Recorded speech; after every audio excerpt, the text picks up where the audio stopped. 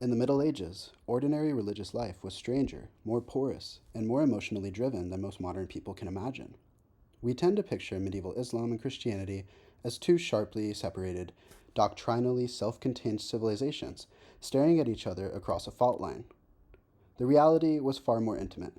There were times and places where Muslims actively sought Christian priests to baptize their children, not as an act of conversion, but a form of spiritual protection. We know of medieval reports claiming that Rabban Kudawi healed Muawiyah's daughter through baptism. Centuries later, even into the Ottoman period, evidence suggests Muslim parents were asking Christian clergy to baptize their children. This wasn't an anomaly. It reveals a lived religious world where rituals functioned less as identity markers and more as powerful instruments of safety, blessing, and protection. Jack Tanous explores this world brilliantly in his book, The Making of the Medieval Middle East: Religion, Society, and Simple Believers. He highlights the case of John of Mard, a 12th century Miaphysite bishop who was forced to confront how common Muslim baptism had become.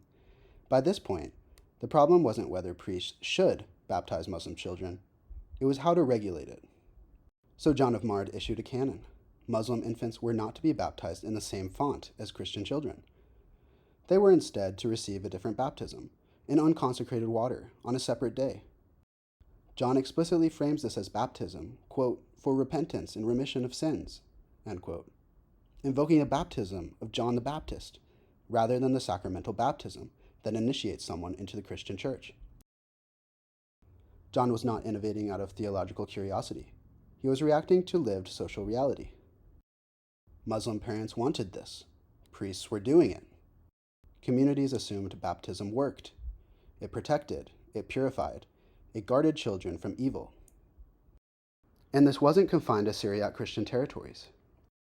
Around the same period, the Byzantine canonist Balsamon describes Turks in Anatolia who feared their children would be vulnerable to demons, even smelling like dogs, if they were not baptized by Christians. He is dismissive, but his scorn is revealing.